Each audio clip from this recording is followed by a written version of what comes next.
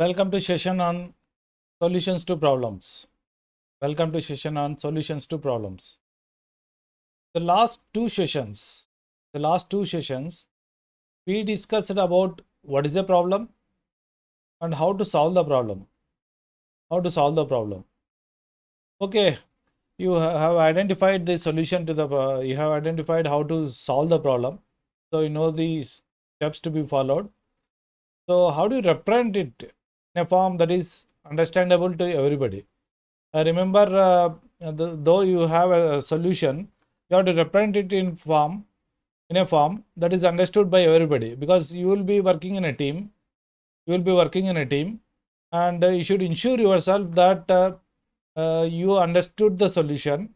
The solution really works, and also the other team members should also understand that your solution is going to work. Your solution is correct. How to represent the solution?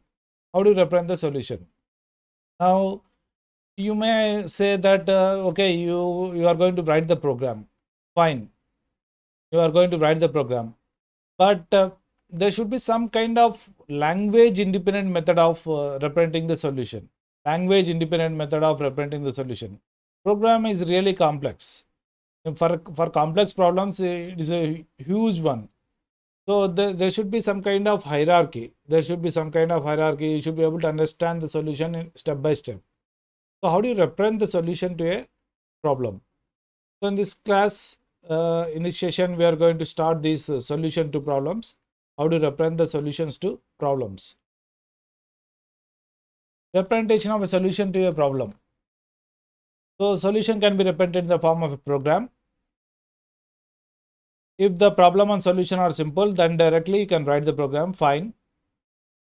But whenever whenever the problem is complex, definitely you are not going to write the program directly.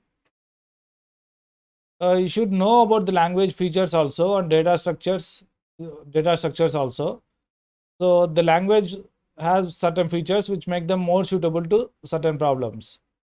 That means, okay, you have a solution to your problem, you have to choose appropriate language, and language is going to vary. The language is going to vary from person to person, and so it can be your choice.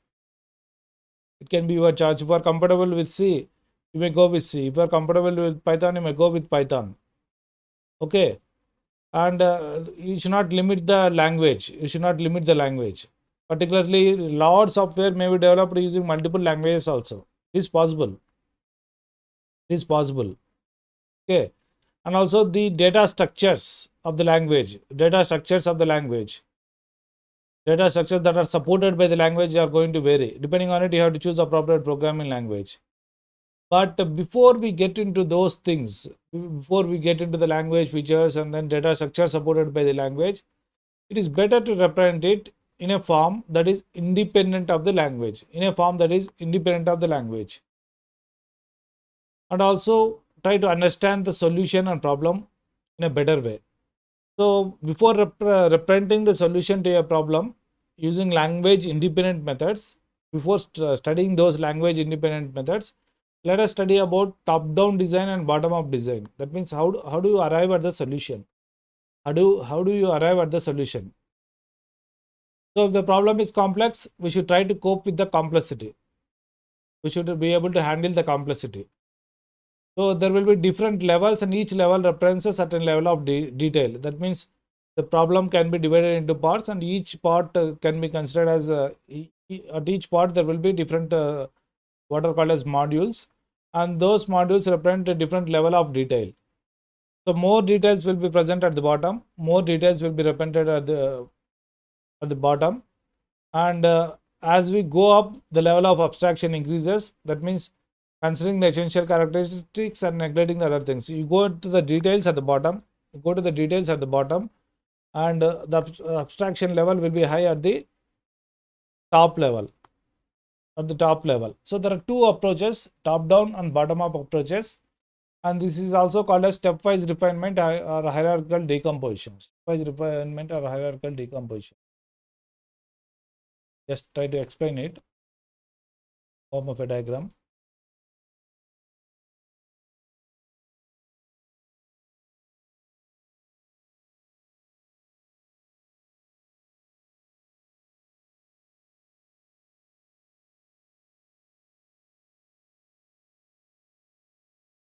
So this is the hierarchical representation. So the problem can be represented in the next slides. You can see it. The problem can be represented. The solution can be represented in this hierarchical fashion. That means at the bottom level will be all the details. At the bottom level will be all the details. Okay. All these bottom level modules are to be combined. All these bottom level modules are to be combined. Okay. And then at the highest level, at this point, it will be abstraction. At this point, it is the abstraction. So the highest level of abstraction. So this is called as hierarchical decomposition and also stepwise refinement. So different terms are used. Please note that stepwise refinement or hierarchical decomposition. So like this, we can represent. So in the next slides, we will see.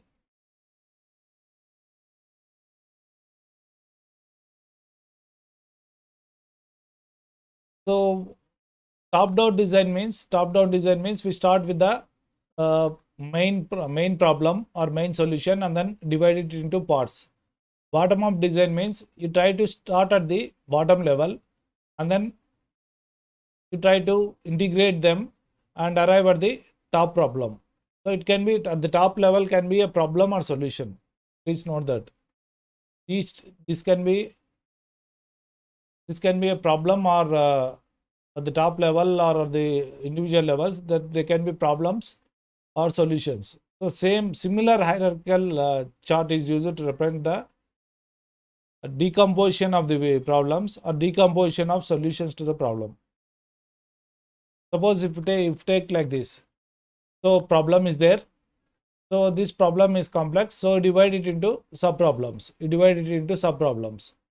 So here you can see divided into sub-problems. And then here you can see, so the sub-problem is again divided. Sub-problem is again divided.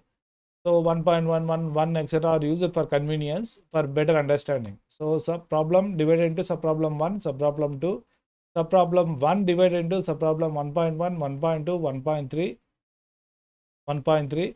And here you can see sub-problem 1.2 is further divided, 1.2.1, 1.2.2, 1.2.3 like this. Depending on the requirement, you can divide. You can see here 1.1 is not further divided because you have arrived at the level at which you understand it properly. So here the main thing is understanding.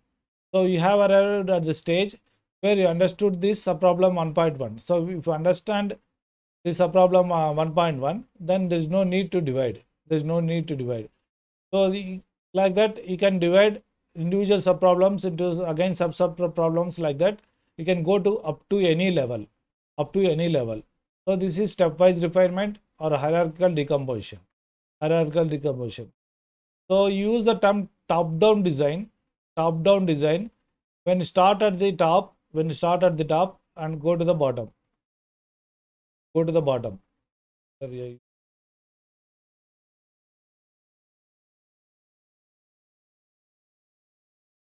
you start at the top and you go down. In that case, it is called as top down.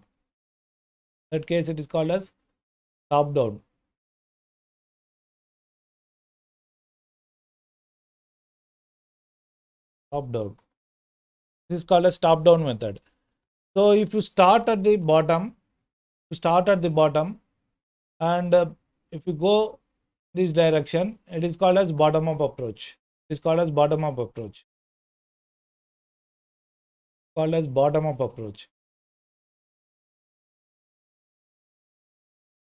approach. So usually this bottom up approach is used for complex problems, but there is no difference between this top down and bottom approach. The only thing is whether you start at the top or whether you start at the bottom. So you may arrive at the same solution. So you may arrive at the same solution.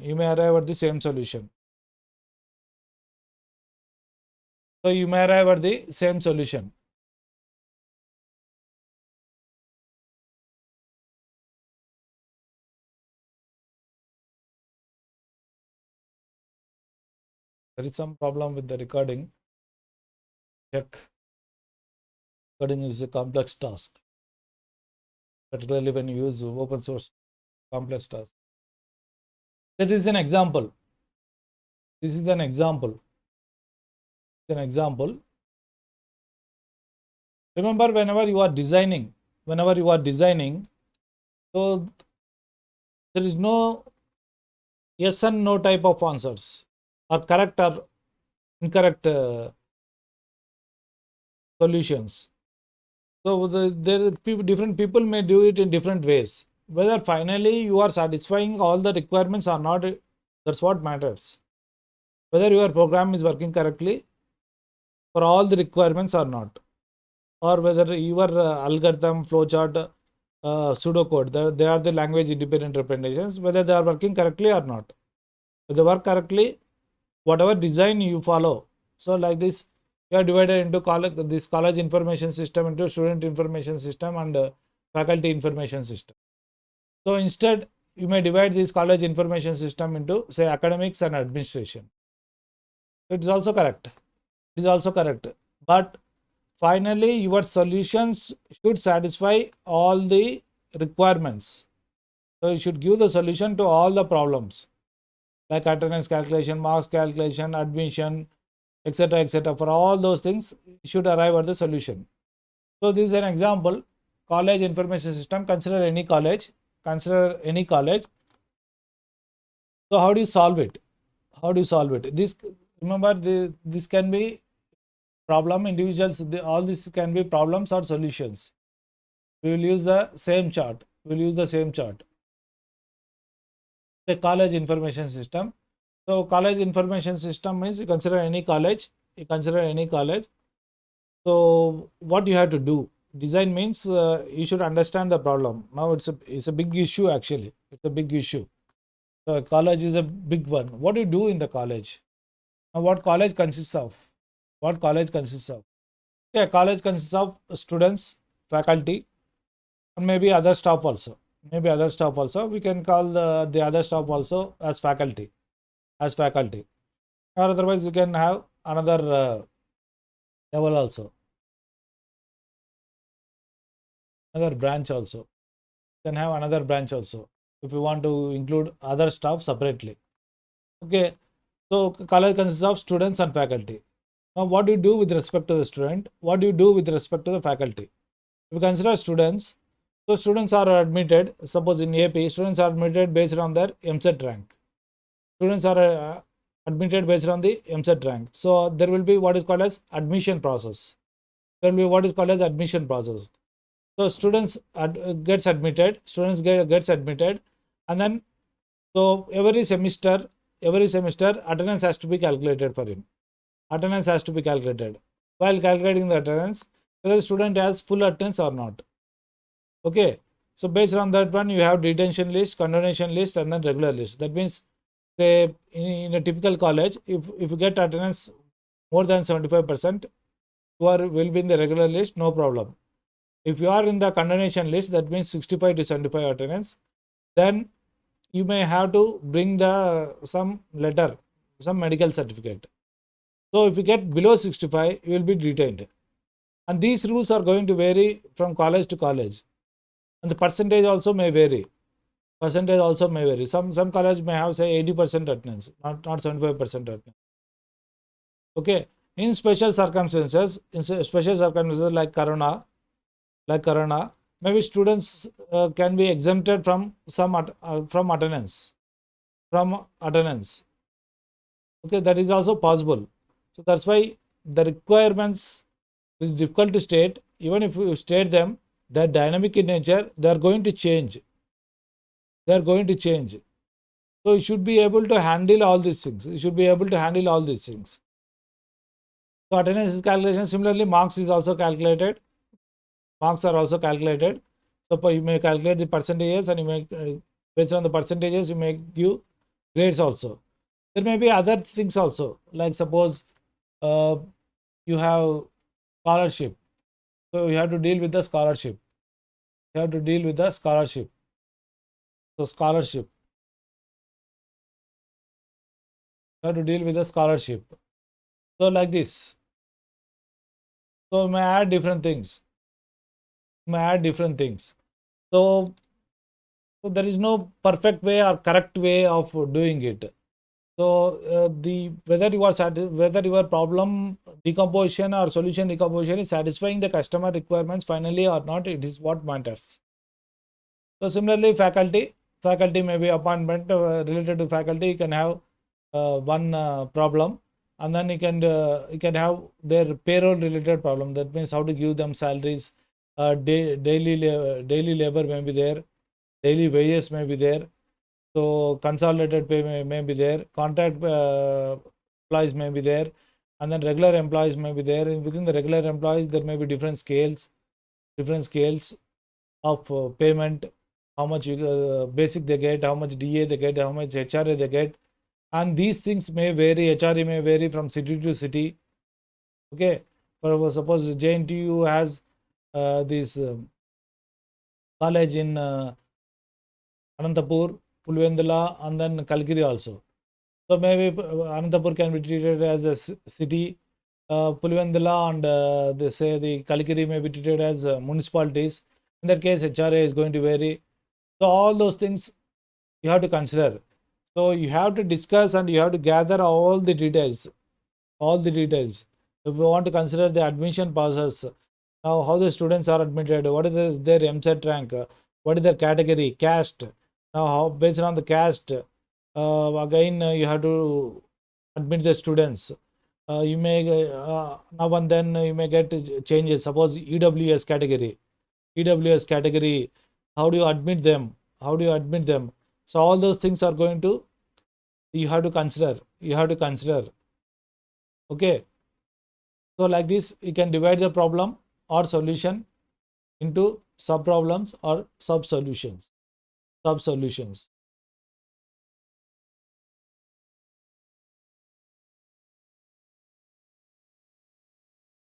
So maybe according to me, the want to divide the problem, start with the main one. So top, you go with the top down. But whenever after doing this or after representing like this, so whenever you are writing the solutions, start with this individual solution. Start with individual solutions and then try to combine them. Try to combine them. That is the better approach. That is the better approach.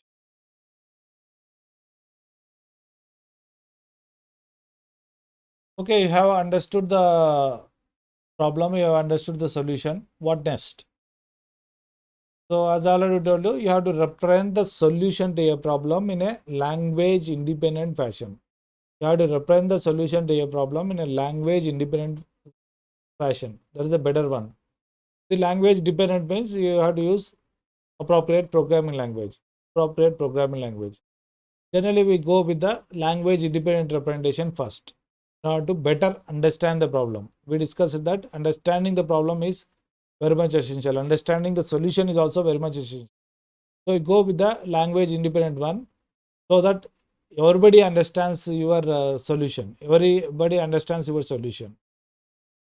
So, expert in C, expert in Python, expert in Java should be able to understand your solution. So, go with the language independent solution. So, there are three ways: algorithm, flowchart, and pseudocode. So, we start with the pseudocode. We start with the pseudocode. So, all these are language independent representation of solutions to a problem. Language independent representations of solutions to a problem. A pseudocode. Pseudocode, as the name indicates, is not the true code. It's not the true code. It is generally represented in a natural language like English or Telugu. It is represented in a natural language like English or Telugu. It can be otherwise called as conceptual algorithm. That means one that is used for understanding. One that is used for understanding. You cannot execute it. You cannot execute it to get the results. So it is called as conceptual algorithm. So it is also language independent, similar to algorithms and flowchart. So the main points are: it is represented is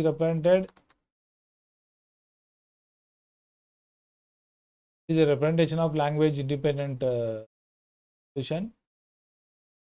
Use natural language like English. Natural language like English. So that's the main important one. See an example. See an example that will give you a better understanding. So generally what we do is data declarations, if any. We'll see what are the data declarations. So we discussed that data is required. Data is required. A program actually consists of algorithm and data structures. So data is required because what is the purpose of writing algorithm, pseudocode, flowchart or program? What is the purpose? You will be manipulating the data. You will be manipulating the data. So that what is the data? You will not be bothered in the data in the pseudocode. So you just try to avoid the data declarations. Just try to avoid the data declarations. You will get more clarity about these data declarations, data structures when we discuss algorithms and programs. We'll be stressing that point because the single most important subject in computer science is data structure. So that you have to understand. So that is the main subject. You can say the core subject that is required. All the programming is based on data structures. Not that you have to read it separately. Better you read it. But as part of programming languages also, we'll be studying different data structures. You have to understand them properly because data representation is essential. Proper data representation. Otherwise your solution becomes complex. Your algorithm, your program becomes complex. So data representation in a proper way is essential. I think we discussed it previously also. Suppose you take telephone directory. So if the data is represented in the form of in a sorted order, then you can easily find the phone number of a person. You can just quickly go to that page because they are in sorted order. So what is the first letter of that person? So try to go to that appropriate page, second letter, third letter, like that. You arrive at that particular person entry in the telephone directory, and then you can give the phone number. Suppose it is not in sorted order. The data is not in sorted order. Then it's a huge task. You have to search the entire telephone directory, line by line, etc. It's a huge task. So data representation is very, very important. So we'll study about it later. So pseudocode, one example of a pseudocode, we read two numbers and print the sum of those numbers. What you have to do? Read two numbers and print the sum of those numbers. So what is the process? Now you try to understand these things carefully. So try to understand the things carefully. Okay, this is essential. This is all about problem solving. It's all about problem solving. The course is all about, in fact, problem solving. You are taught C language only to make you know the problem solving. So you have to add two numbers and print the sum of those numbers. To add two numbers, print the sum of those numbers. How to do it? Assume yourself as a computer. And let us have a conversation. So add two numbers and print the sum. So that is the statement that I am giving. I am asking you to add two numbers. and print the sum. Now how do you proceed? You are a computer, how do you proceed? Or as a person also, how do you proceed? So I just provided you the information that you write a program to add two numbers and then print the sum. So what you should ask, what you need? Okay, I am asking you to add two numbers. But you should know, or you should question me, what are those two numbers? So that you have to do. So read the first number, read the second number. Read the first number, read the second number. Read the first number, read the second number. You have to read them. So after reading, okay, now the computer or as a person, you have to calculate the sum. How to calculate? How to calculate? Maybe using the addition operation, you are going to calculate. You are going to add them. I need the sum, so you have to perform the addition. Okay, you perform the addition. And after performing the addition, what you have to do? My task is completed. What you have to do? You have completed the addition or sum of the two numbers. I ask you to add two numbers and give me the sum. So what you have to do? You have to tell me the sum. So in computer terms, it is called as printing or display the result. Printing or display. You have to display the result. You have to display the result. So that is the pseudocode. That is the pseudocode for adding two numbers and printing the sum. So this is regarding the pseudocode. I am not getting into the details. I am not taking more examples. We'll be concentrating more on the algorithms. So generally we use algorithms. Pseudocodes are generally used at a higher level. So if you want the minute levels, then you go with the algorithms. At a higher level, for understanding, for getting a broad scope, for broad idea of the solution, then you go with the pseudocode at a higher level. Maybe at, say, if you consider a company, maybe at manager level, you can go with the pseudocode. But at the developer level, it's better you go with the algorithm or at least flowchart, because flowchart is a graphical representation. You go with the flowchart sometimes. We'll see it. Flowchart. So flowchart is a pictorial representation of the steps involved in solving a problem. It's a pictorial representation. That is the main. So maybe picture is better to understand for many people. That's why you can go with the pictorial representation of the solution to a problem. So for pictorial representation, you will be using different boxes, lines, and connecting symbols. So to represent the flowchart. Again, it is a language independent method. It is more readable because it is a picture. A picture is better to understand, easy to understand, but it is time consuming. Drawing a flowchart is time consuming manually, or there are also automated tools, but still you have to drag and drop, etc. You have to combine. So this is one way of drawing the flowchart using this, say, pen related or paint related application. This is one way. Okay, you can draw on your own. See it. So flowchart is a pictorial representation. Different boxes, lines, and connecting symbols are used to solve a problem. So these are the standard flowchart symbols: flow line, start, stop, process, decision, input, output. These are the main things. So you start or stop with this flowchart. You start or stop with the start, stop symbol. So this is the symbol you are going to use. The symbol going to use.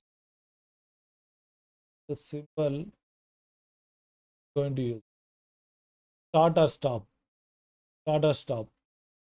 Whenever you want to read or whenever you want to print, display, etc., you go with the input output symbol, which is a parallelogram.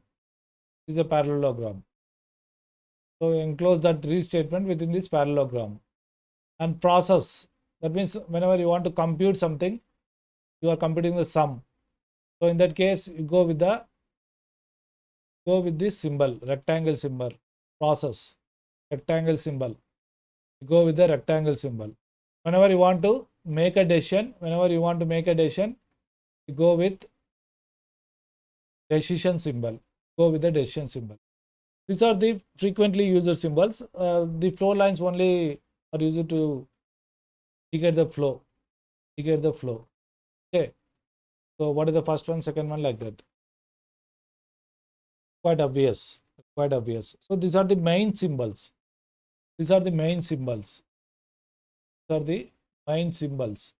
Apart from it, sometimes you may use other symbols also. Predefined process.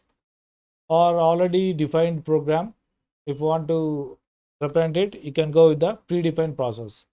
Connector can be used whenever these flow lines meet. You will be using the connectors. And whenever you have large amount of data, you go with the database symbol. And also document means the files. The files, suppose audio file, video file, or data file. Okay. If you want to represent them, you go with the document symbol. Uh, Generally, at the first year level, we rarely use these 4 symbols. There may be other symbols also. So different people may use different symbols, but the previous ones, these are the standard symbols. This is an example. Have a look at it. Try to understand it.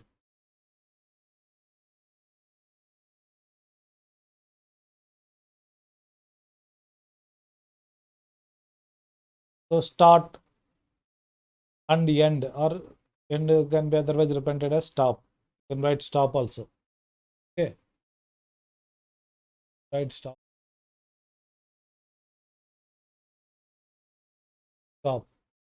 So start and stop, they are represented using the symbol. Say it is ellipse. Okay, you represent it using ellipse, start and stop. So every flowchart will have start and stop. So there will be only 2 places usually, at the beginning and at the end. You write these symbols, and then what you have to do? What is the problem? Find the maximum of 2 numbers. Again, you have to read first number, read second number, read first number, read second numbers. How do you read the first number? How do you read the second number? So you can represent them as first number, second number, or you can use simple things like A and B. So I'll consider A and B. So what you have to do, first read A and then read B and then read B. Reverse also, of course, you can do it. It doesn't matter. But you should be careful. Sometimes you cannot reverse. Read A, read B. So they are represented using parallelograms. Start, read A, read B. Start, read A, read B. Okay, start, read A and read B. Now what you have to do? You are not computing the sum. What you have to do? You have to find the maximum. How do you find the maximum? So you'll be comparing them. If this is A, if this is B, now what you are going to do? You are going to compare A with B. Now A may be greater than B, A may be less than B, or A and B both may be equal. So there are 3 possibilities. If they are equal, it doesn't matter whether you print A or B. Okay. So first we are going to check whether A is greater than B. So that's why we are using the decision symbol. The decision symbol. Okay, this is the decision symbol. Is A greater than B? If it is true, or if it is yes, you can write here true or yes. True. If it is true, then because A is greater than B, so that means A is the maximum. So we are going to print the A. If A is not greater than B, then B is the maximum. So we are going to print B. So there are 2 branches here. So whenever you have 2 or more branches, after that you have to again combine them. That's why you have used this symbol, connector symbol. The connector symbol, the circle. So connector symbol. So you combine this and then stop. So like this, then write. Suppose this is again say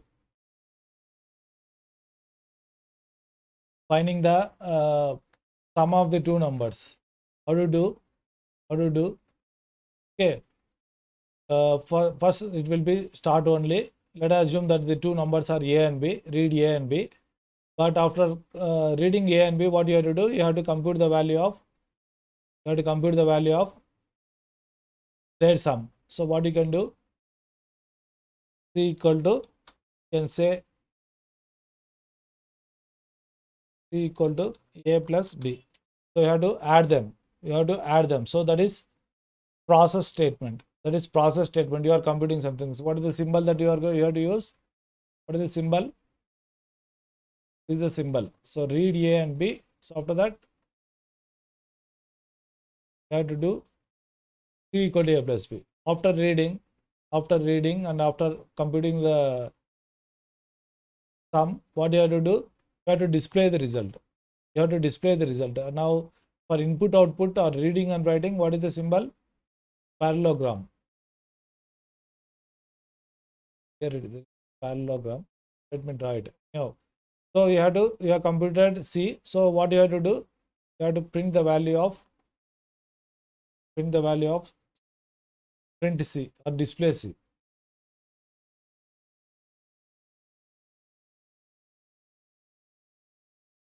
The rectangles. Let me draw the parallel.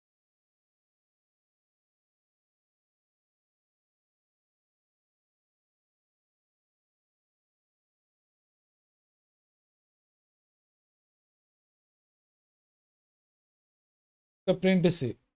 So you have printed C. So next what you have to do? Then end.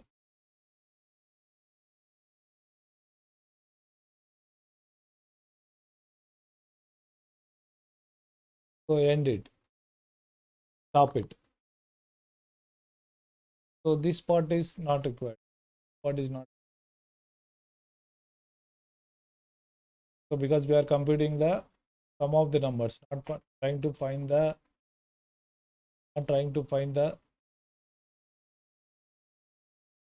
maximum of two numbers, we are computing the sum of the two numbers. This will be the flowchart. This will be the flowchart. So it's a graphical representation. Probably it conveys correct meaning. So whenever you're drawing flowcharts, don't try to bother too much about the symbols. Sometimes you may use wrong symbol. To be frank, it's okay. Of course, examiner may view it differently. You are supposed to know the symbols, etc. But the main thing is whether you are solving the problem or not. All these symbols, what are these symbols? They are just agreements. And now somebody says and orders you to use, say, the parallelogram for process and rectangle for, say, the reading and writing. Then it doesn't matter, you can use those symbols, but the solution is not going to change. Not going to change. Only the symbols may change, but the flow will be like this only. So concentrate on only problem solving. So if you draw 4-5 flowcharts, definitely you will be able to draw the flowchart maybe in the exam also correctly, maybe in your organization correctly, where it is required. So this is regarding the two solutions to a problem. Or representation of solutions to a problem. We discussed only two things here: pseudocode and flowchart. The next session will concentrate on the algorithms. So algorithms are more important. So we'll consider the notation that can be used, and also we'll solve at least 5-6 problems. We represent at least 5-6 solutions using the algorithms. So initially concentrate on the algorithms. Okay. Don't bother too much about the programming language. It is about the syntax and semantics. As you go on typing the programs, you will definitely understand the syntax and semantics. So solving the problem correctly is important. After that, you will be try to solve number of problems. You will be practicing. So automatically get the syntax and semantics. So the main thing is solution to the problem. And also, why you study programming language means, if you observe the objectives which we discussed in the first few sessions of this course. So why you study programming language means to understand the features of the language and use appropriate features in solving the problem. So that is important. So have a nice day. Anandamayam. Okay. So be happy. Don't worry, be happy.